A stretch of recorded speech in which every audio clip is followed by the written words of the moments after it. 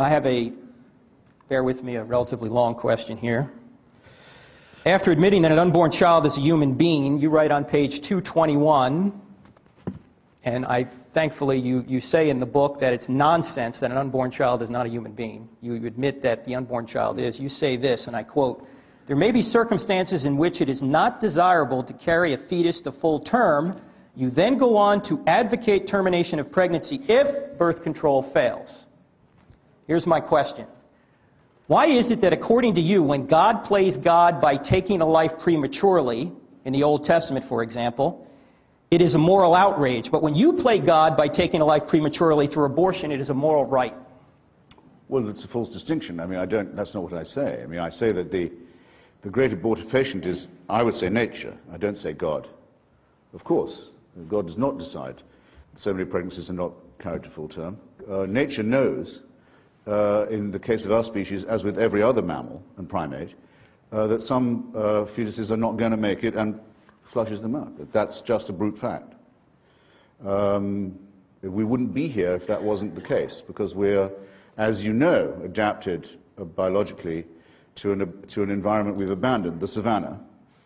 That's why we have appendices that are designed for grass eaters, and you know all of this. It's all very well knowable. You can't be having a brood of sickly, half-baked children and get away from the predators. I mean, so nature is the great abortifacient. I certainly don't blame God for it.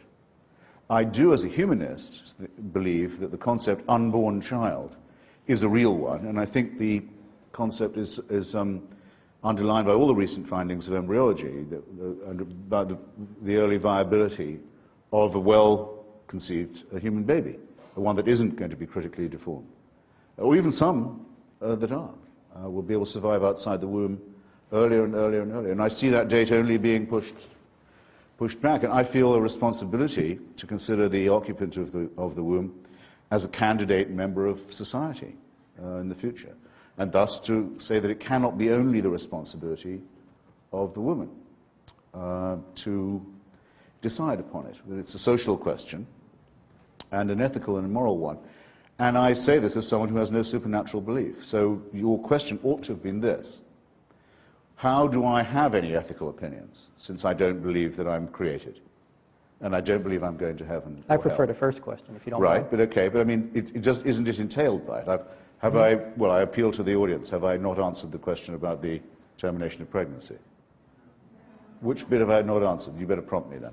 I'll read it again. Why is it that according to you, when God plays God by taking a life prematurely? Well, it isn't according to me. I don't say God does that.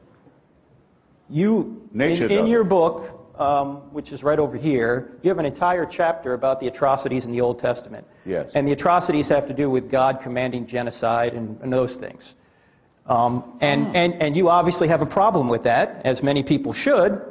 So my question again is, why, according to you, when God plays God by taking a life prematurely in the Old Testament, is it a moral outrage, but when you play God by taking a life prematurely through an abortion, it is a moral right?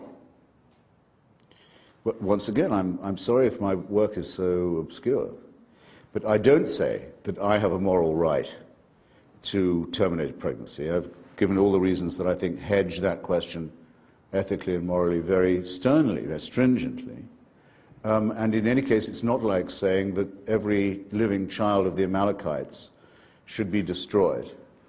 And an injunction by God to Moses to say he's been too merciful and he's spared too many children and enslaved too few women and didn't make the genocide complete. I'm sorry, I've never been accused of, and I expect not to be, if I'm lucky enough in my life, of any such thing. And the idea that there's a moral equivalence between the two, or handling the really difficult question of an unviable fetus and what should be done about it, isn't a moral equivalence at all. So do you want to say that all unborn life is, like you say in the book, is a human being, and therefore you should not kill it? Is that what you want to say to get out of this dilemma, or what do you want to say? No, but I think the presumption that I've long said that the presumption is that the unborn entity has a right on its side, and that every effort should be made to see if it can be preserved. And I think that's an ethical imperative. What I do say in the book is I think the Roman Catholic Church makes this argument immoral when it could be a moral one by saying that contraception is not to be allowed, by saying that contraception is the moral equivalent of abortion. In other words, to say that contraception is also murder, which is a nonsensical and disproportionate position. I quote some serious Catholics in my book. William F. Buckley, the late, is one. Clare Boothe Luce is another, by saying, if the Church says that contraception and abortion are morally the same, it degrades the opposition to abortion. Why? And by making absurd arguments, as it has in the past, Aquinas believed that every single sperm contained a microembryo inside it, and thus that, if you like, I hope I don't offend anyone, hand jobs are genocide. As for blowjobs, don't start. That an ectopic pregnancy, in other words, a direct threat to the life of the mother, a fallopian tube pregnancy, is, instead of a direct threat to the life of the mother and an obvious no-starter for a human embryo, because that's going anyway, is someone who should be allowed to vote. This is nonsense. It's casuistry, it's immoral, it's superstition, and it prevents people from thinking seriously about matters that humanism can decide for itself, for heaven's sake, without any supernatural intervention. Your question, sir.